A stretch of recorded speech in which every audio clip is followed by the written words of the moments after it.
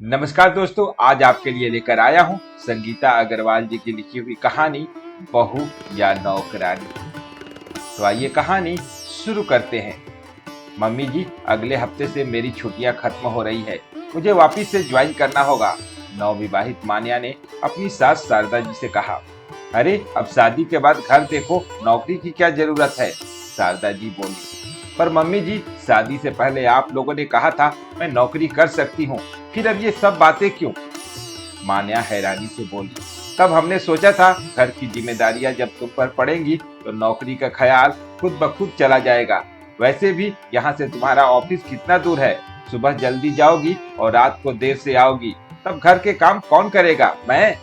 शारदा जी हाथ मटक कर बोली। मम्मी जी, घर के काम के लिए काम वाली रख लेंगे, आपको कोई दिक्कत नहीं आएगी।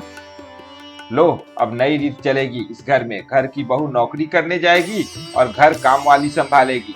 अगर घर काम वाली को ही संभालना था तो तुम्हारी जरूरत क्या थी? बोल दिया मैंने, तुम नौकरी नहीं करोगी, हम लोग नौकरानी के हाथ का खाना नहीं खा सकते। शारदा जी ये बोल अंदर चली गई। ठगी सी रह गई मान्या। इतना पढ़ने लिखने का फायदा ही क्या जब घर ही संभालना है।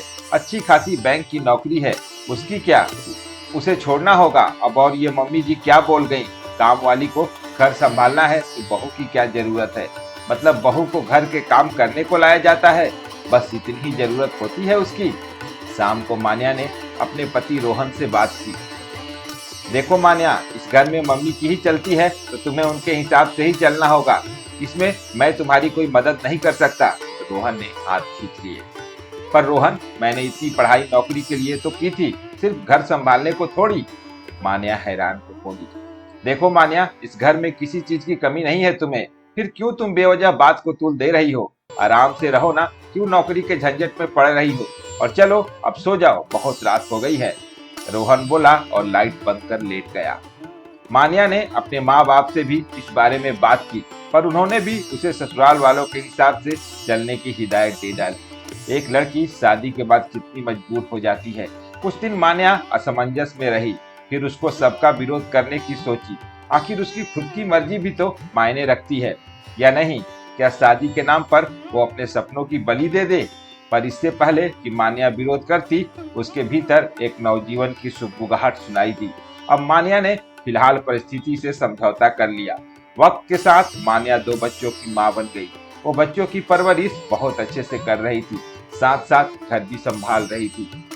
बच्चों के कुछ बड़ा होने पर उसने फिर से नौकरी करनी चाहिए, पर घर वालों ने अब भी उसका साथ नहीं दिया और बच्चों के कारण वो विरोध भी ना कर सकी। वक्त के साथ रोहन का बिजनेस घाटे में जाने लगा, जिससे वो तनाव में रहने लगा। आप पीकर आए हैं आज? एक रात रोहन के लौटने पर मान्या बोली। बिजनेस में 100 झमेले होते हैं, 100 तरह के लोगों से मिलना होता है, ऐसे में थोड़ा बहुत पीना पिलाना होता है, पर तुम ये सब क्या जानो, पढ़ी लिखी गंवार जो हो। रोहन ने मान्या पर तंज कसा। क्या मतलब है तुम्हारा पढ़ी लिखी गंवार से?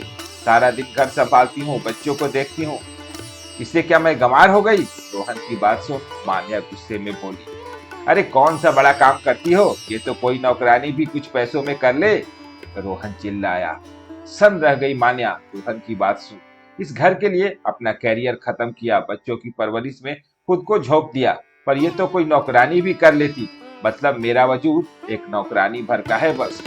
क्या मतलब है तुम्हारा? ये काम तो कोई नौकरानी भी कर ले, मेरा काम एक नौकरानी वाला है बस।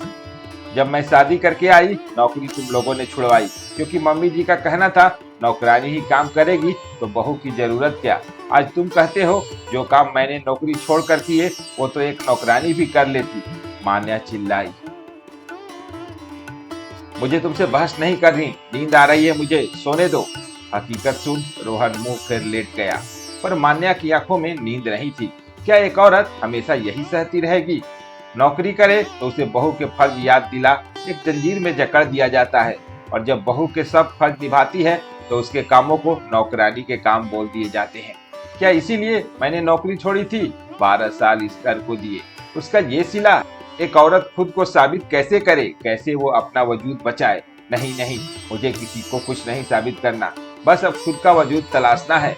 एक पत्नी बहू माँ के साथ साथ अब एक मान्या को ढूंढना है जो कहीं खो गई है, मान्या ने सोचा।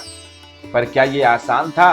12 साल बाद दोबारा शुरुआत करना आसान नहीं होता, लेकिन हार मानना भी तो सही नहीं। यही सोच मान्या ने कई बैंकों में नौकरी के लिए आवेदन दिया, पर हर जगह से निराशा ही हाथ लगी।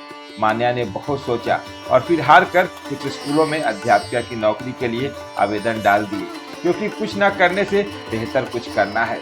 कुछ दिनों बाद एक स्कूल में उसकी नौकरी लग गई। तनख्वाह कम थी, पर शुरुआत तो नीचे से ही होती है ना। ये सोच मान्या ने हाँ कर दी। मम्मी जी, कल से एक काम वाली आकर बर्तन सफाई कर जाएगी।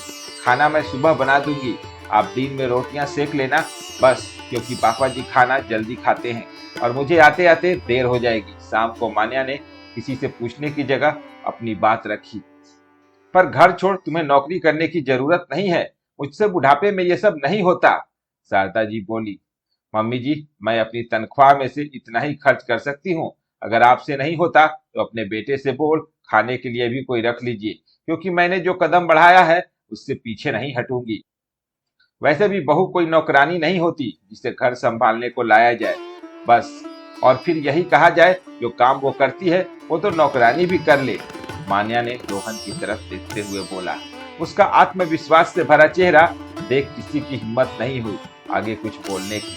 मान्या अपने कमरे में आज सोचने लगी, काश ये कदम पहले उठा लिया होता। उम्मीद है दोस्तों, संगीता अग्रवाल जी की ये लिखी हुई कहानी आपको जरूर पसंद आई होगी। तो फिर मिलते हैं एक और नई कहानी के साथ।